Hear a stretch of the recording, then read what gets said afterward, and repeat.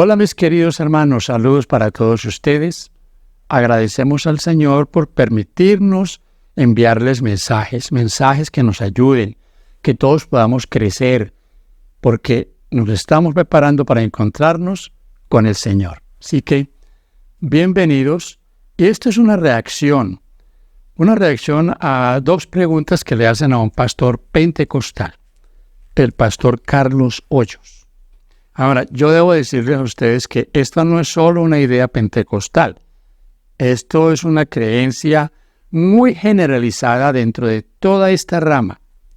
El dispensacionalismo, el futurismo, un anticristo que viene en el futuro, que se va a posesionar allá en Jerusalén, que va a construir el tercer templo, bueno, todo este meollo de ideas que a veces es complicadísimo para poder digerir todas estas cosas. Entonces el pastor Hoyos responde aquí dos preguntas. Y yo quiero que usted se quede con nosotros y compartamos aquí y veamos qué tan acertados son las respuestas que da el pastor Hoyos. La primera pregunta tiene que ver con el milenio, muerte durante el milenio, porque yo les anticipo, ellos creen que el milenio va a ser en la tierra, con Cristo reinando, con los salvos aquí, pero también con los pecadores aquí. Eso es lo primero que tengo que decirles.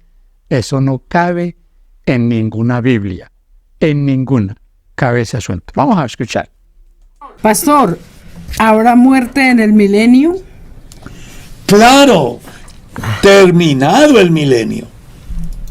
A ver, la Biblia dice en Isaías que no habrá hombre que muera de pocos días.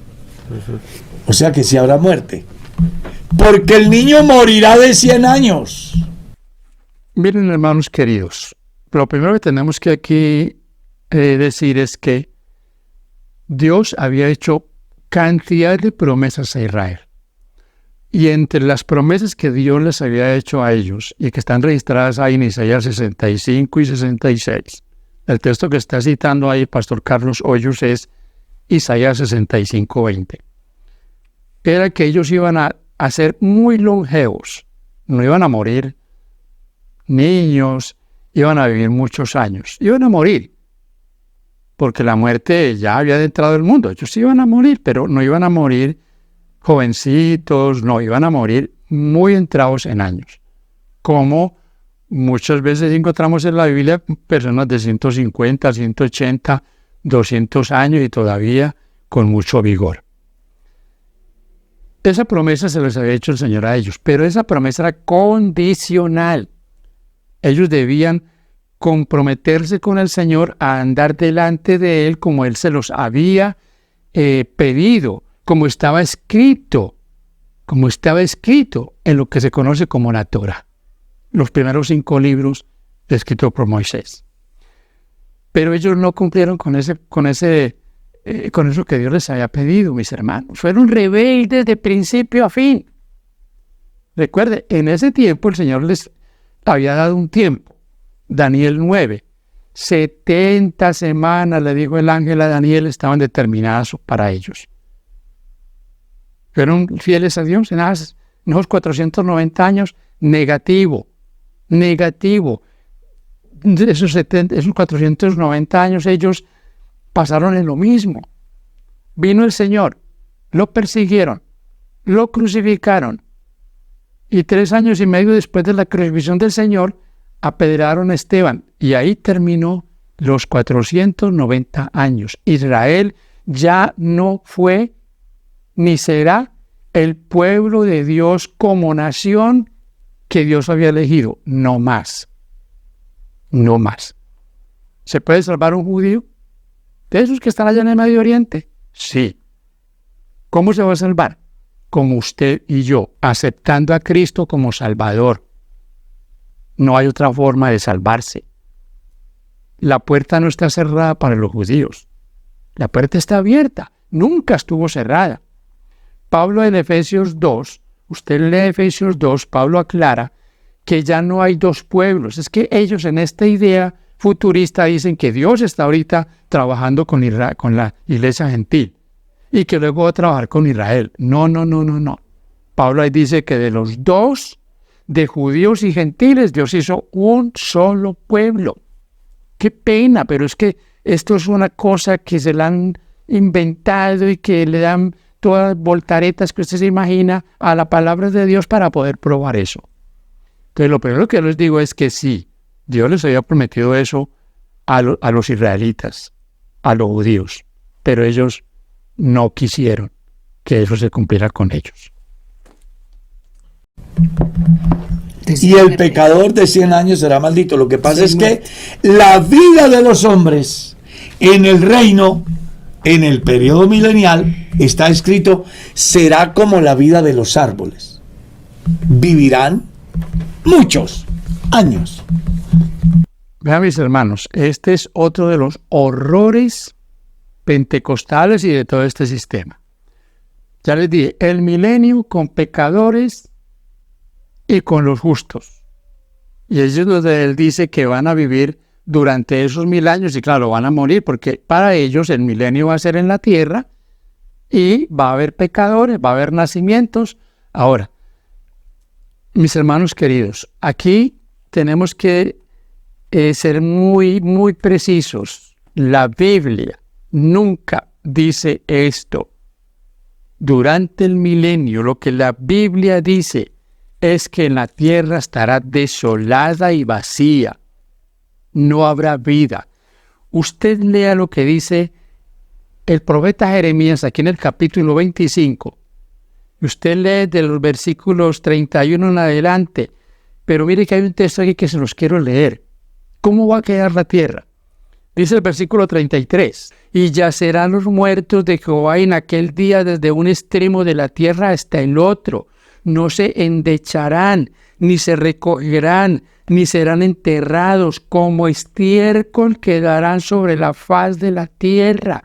Este es el milenio, el único que va a estar aquí, sometido a esta tierra semidestruida, va a ser Satanás y sus ángeles, cumpliéndose lo que dice Apocalipsis 20, será atado por 1000 años, no tendrá a quien engañar, porque miren lo que dice el profeta Jeremías. Los muertos estarán por toda la tierra sin quien los llore, sin quien los entierre. Como estiércol quedarán por toda la tierra. ¿De dónde sacan estos señores que va a haber un milenio en la tierra con gente viviendo en ella? Nunca. En la segunda venida, hermano querido, esta tierra va a quedar como al principio. Lea Génesis 1. La tierra estaba desolada y vacía. Va a estar vacía. No habrá luz. El profeta Jeremías en el capítulo 4 de este libro, él habla esto. Él lo dice con lujo de detalles.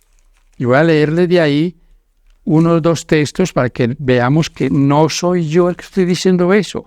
Es la palabra de Dios. Jeremías capítulo 4. Aquí lo tengo. Versículo 23 en adelante, léalo en su Biblia, subráyelo, dice el profeta, mira la tierra, y aquí que estaba asolada y vacía, y a los cielos, y no había en ellos luz, miré a los montes, y aquí que temblaban, y todos los collados fueron destruidos, miré, y no había hombre, y todas las aves del cielo se habían ido, miré, y aquí el campo fértil era un desierto, y todas las ciudades eran asoladas, delante de Jehová en el ardor de su ira. Versículo 27, porque así dijo Jehová, toda la tierra será asolada, pero no la destruiré del todo. Por favor, hermano, si usted cree eso, despierte. No habrá ningún rapto secreto, que eso es lo que los tiene embolatados a ellos, y con lo que ellos embolatan a sus feligreses. No habrá tal rapto secreto. ¿Cómo es posible, hermano querido? El pecado nunca podrá cohabitar con la santidad. ¿Cómo van a cohabitar en la tierra justos con pecadores y con Cristo reinando?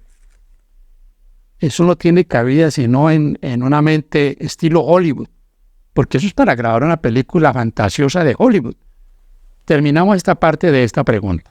pero que habrá muerte es una ley. Y los que sobrevivan morirán.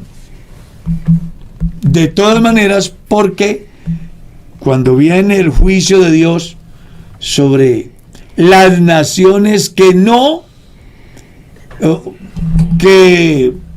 entraron en condiciones humanas al periodo milenial y que preparan un ejército contra Dios, pues viene fuego del cielo y los destruye, los consume. Hay muerte.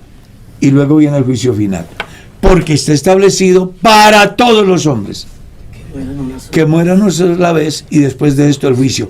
Después de Adán, la muerte es una ley. Nadie escapará a ella. Dos cositas acá para terminar esta primera pregunta.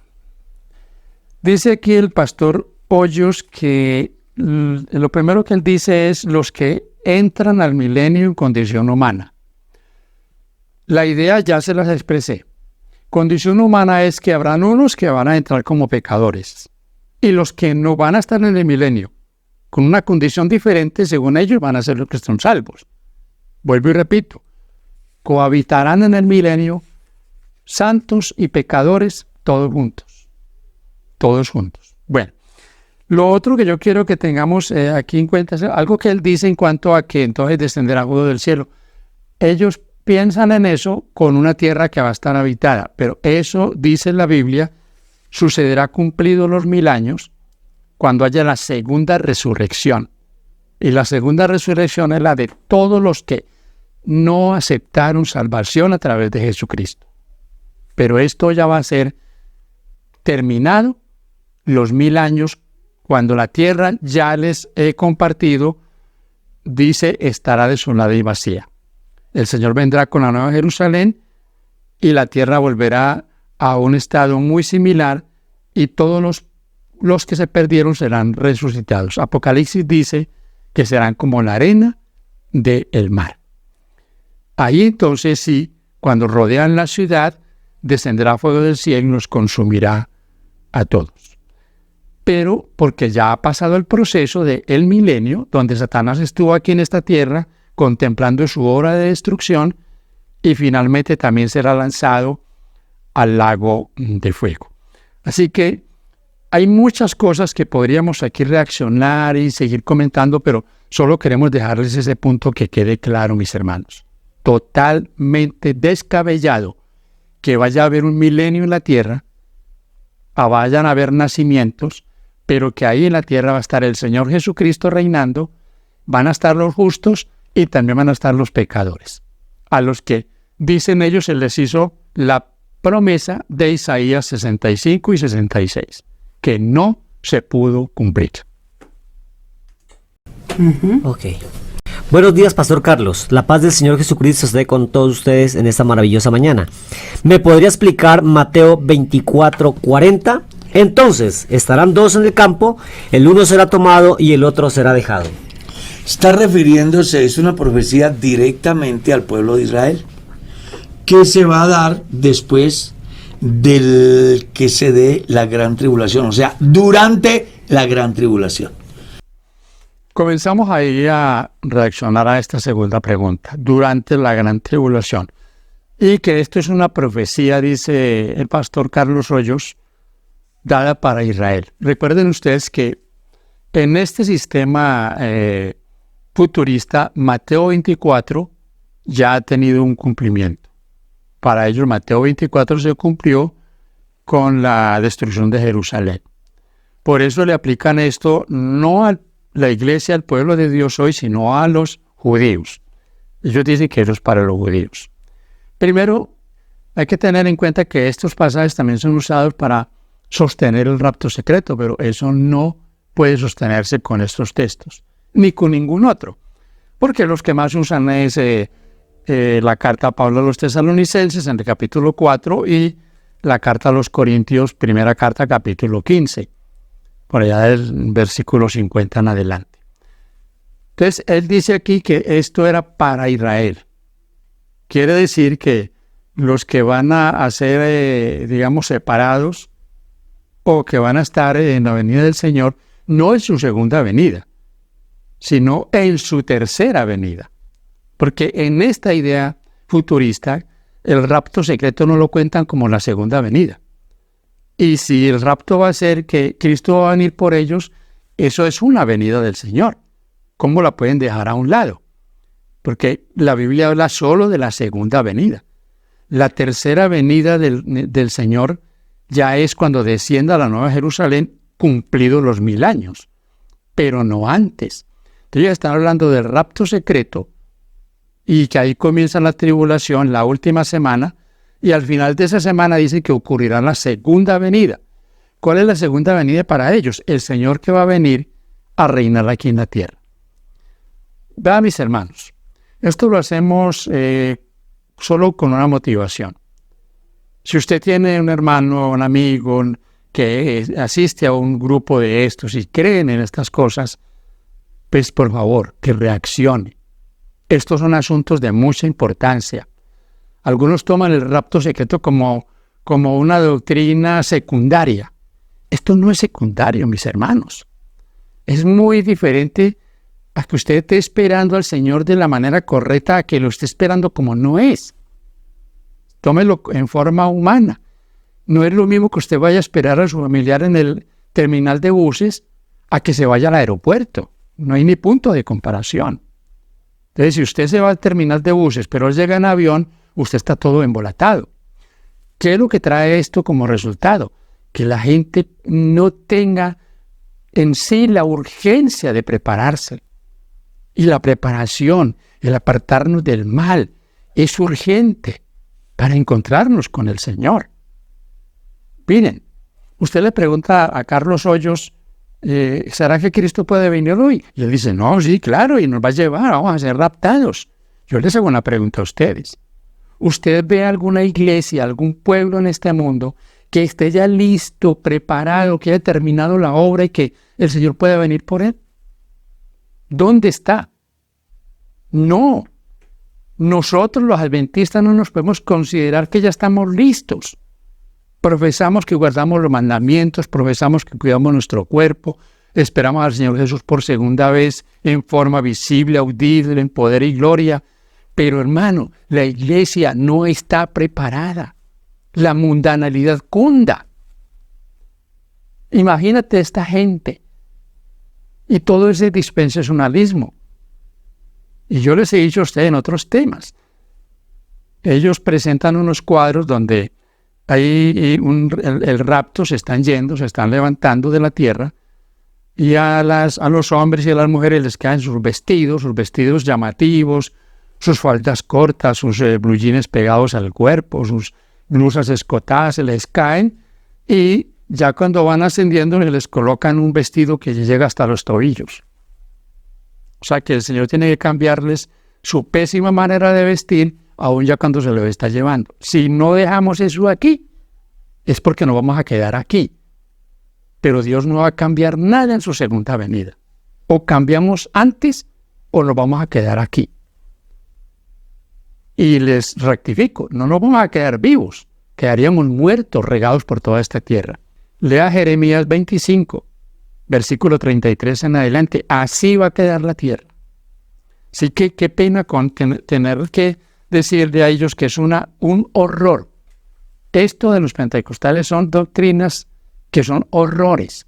Y reitero, no solo de ellos, de ese sinnúmero de credos del futurismo, de esa dispensación que va a ocurrir en el futuro cumpliendo de la semana 70. No es para la iglesia. A la iglesia no le corresponde la gran tribulación. En consecuencia, no van a estar en ese evento de persecución y de dificultad que va a sufrir el pueblo de Israel.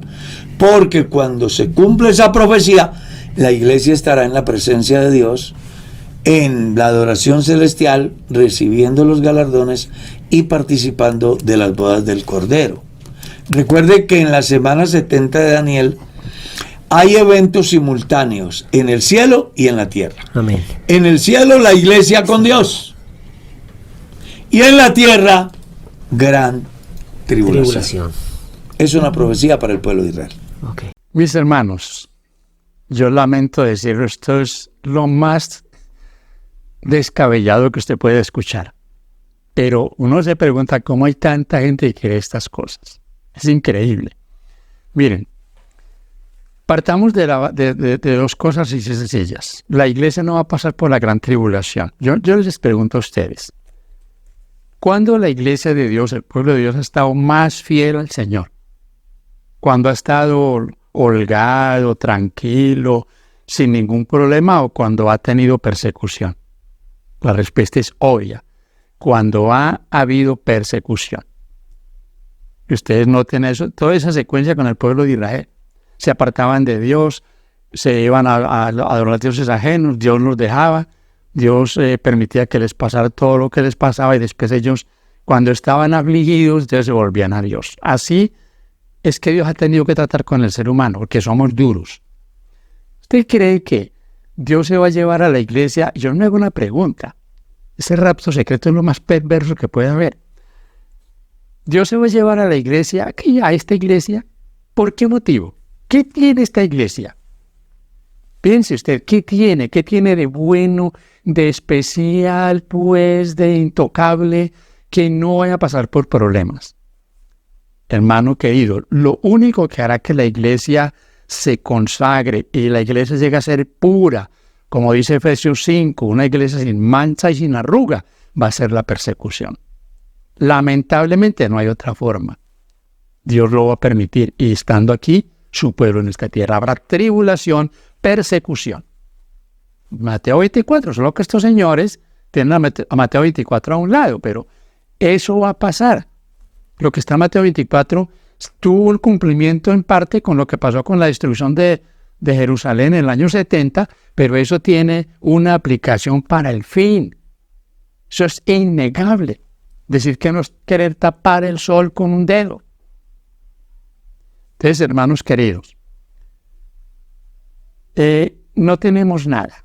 Yo le digo, yo no sé, el que se sienta pues que ya como Enoc, Dios lo tiene que llevar, o como Elías, y está fuera de base, porque nadie está listo hoy para ser llevado al cielo. Tenemos una obra que terminar, la predicación del Evangelio. Cristo no vendrá por segunda vez, lo dice Mateo 24:14, hasta que no se predique el Evangelio a toda nación, tribu, lengua y pueblo. ¿Ya se hizo eso? No. ¿Podría venir el Señor esta noche? No. ¿Por qué? Porque no han pasado los eventos finales como está escrito que van a pasar. Ahora, otro punto que yo quiero que analicemos aquí brevemente es la semana 70. Fíjense en este detalle. Vamos a leer dos textos y saquemos una conclusión así sencilla. Vamos a profundizar porque aquí nos llevaríamos mucho tiempo en esto. Pero fíjense ustedes algo. Este tiempo le fue dado a Israel. Dijo el Señor, envió al ángel y le dijo a Daniel, 70 semanas. Ni un día, ni menos, ni más. 70 semanas. Como son de años, y está estas 70 semanas, que son 490 años dentro del periodo de Daniel 8:14, de las 2300 tardes y mañanas, entonces el Señor le dice, no hay más tiempo, 70 semanas están determinadas, Dios no está jugando. Dios no desechó a Israel como nación en el año 34 y entonces ahora va a decir, no, volvamos a... No, Dios ya lo dijo. Y lea la carta de Pablo a los Efesios, capítulo 2. Pablo dice con toda claridad, Pablo que escribió Romanos, dice, ya no hay dos pueblos, hay uno solo. Uno solo. El Señor está lidiando con todos los gentiles y con los judíos hoy, esos judíos que están allá en el Medio Oriente, que quieran o que crean, está lidiando con ellos. Porque en este asunto le han cerrado la puerta a Israel. No, ellos no tienen la puerta cerrada. El Señor como nación los desechó, pero individualmente ellos pueden ser salvos, por supuesto, y hay que predicarles a ellos a Cristo como el Salvador. Fíjense ustedes aquí. Daniel 9:24, eso está hasta el versículo 27, pero yo voy a leer solo dos textos. Aquí habla de por qué era todo esto de las de tantas semanas determinadas, y hay de aquí varios asuntos que yo quiero que tengan en cuenta. Dice el versículo 26, y después de las 62 semanas se quitará la vida del Mesías. ¿Cuándo se quitará la vida del Mesías? Después, no dentro de las 62 semanas. Y aquí no serían 62, serían 69, porque ya han pasado 7 semanas que fueron el tiempo, los 49 años de la reconstrucción de la muralla y de Jerusalén y la reconstrucción del templo. Entonces, fíjense, después de las 69 semanas, no dentro de las 69, después se le quitará la vida al Mesías, mas no por sí. Y el pueblo de un príncipe que ha de venir destruirá la ciudad y el santuario, y su fin será como inundación, hasta el fin de la guerra durarán las devastaciones. Este príncipe de aquí para ellos es el anticristo. Y este príncipe de aquí es el ejército romano comandado por Tito que destruyó Jerusalén. Entonces, fíjense ustedes, hermanos. Ahí comienza el primer desfase. Estamos viendo aquí, después de las 69 semanas. Y el texto dice muy claro, a la mitad de la semana, versículo 27. Y por otra semana confirmará el pacto con muchos. Y a la mitad de la semana hará cesar el sacrificio y la ofrenda.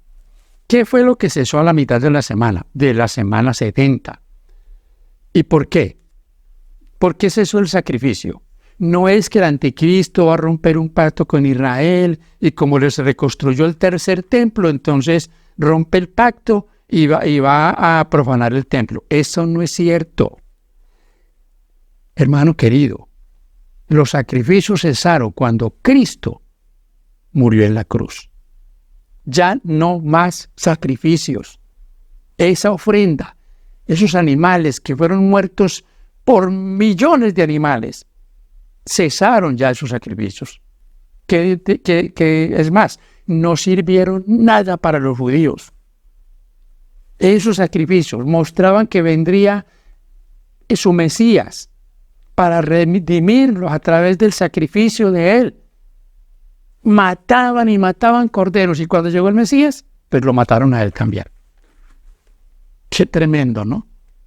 Pero esta gente le está aplicando esto a una semana que falta, que porque está pausada esa semana, por amor a Dios, donde aparece un texto que diga que esa profecía quedó pausada. Tuvo un cumplimiento, 70 semanas. Usted lee Hechos 7 y Hechos 8 y se da cuenta claro cómo pasó eso. Cuando apedrearon a Esteban, cuando crujían los dientes porque él los amonestaba de que ellos habían matado al Mesías, lo apedrearon. ¿Qué se levantó después de ese apedreamiento? Y recuerden que ahí estaba Pablo. Saulo en ese momento sufrió una persecución en la iglesia. Dice ahí el versículo 1 del capítulo 8, voy a leerlo para que no quede duda alguna. Hechos 8:1. Hechos 8:1, miren lo que dice. Y Saulo consentía en su muerte. En aquel día hubo una gran persecución contra la iglesia que estaba en Jerusalén, y todos fueron esparcidos por las tierras de Judea y de Samaria, salvo los apóstoles. ¿Fueron esparcidos por dónde? ¿A qué se fueron? A predicar. No más pueblo judío. Se cumplió exactamente lo que la profecía había dicho, 490 años, ya no más. Ustedes notan que usted lee Hechos de los Apóstoles y la iglesia de ahí en adelante se conformó de gentiles y judíos. Todos los problemas que hubieron por doctrina, por la circuncisión, por las comidas ceremoniales, por los sábados ceremoniales, fue con los judíos, no con los gentiles. Pero tanto judíos como gentiles siguieron cumpliendo la profecía, guardando los mandamientos de Dios, y hasta hoy hay un pueblo en el mundo que es llamado para que exalte esos mandamientos, incluyendo en esos mandamientos uno que todos han pisoteado, el día de reposo. Así que, mis hermanos, yo les digo una cosa. Dentro de todos estos grupos, de todas estas iglesias, hay mucha persona fiel.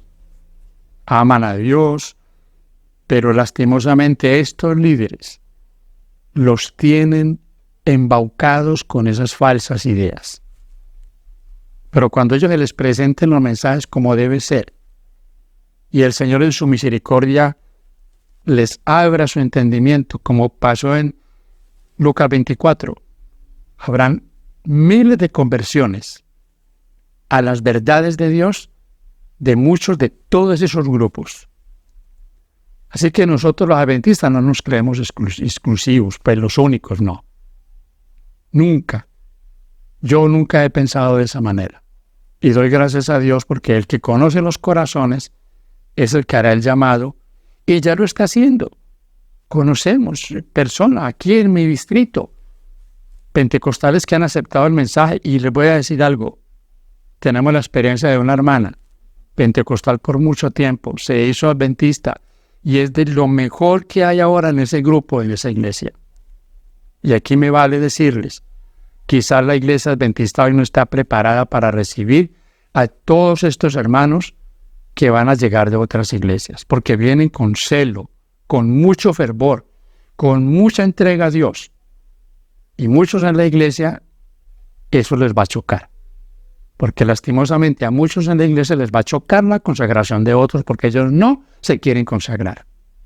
Pero el que no se consagre va a salir. El Señor no lo va a sacar, se va a ir solito.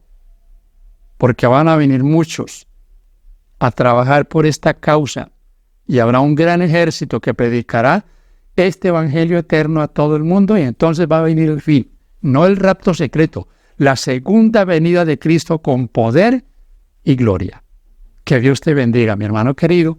Gracias por compartir el mensaje de la palabra de Dios.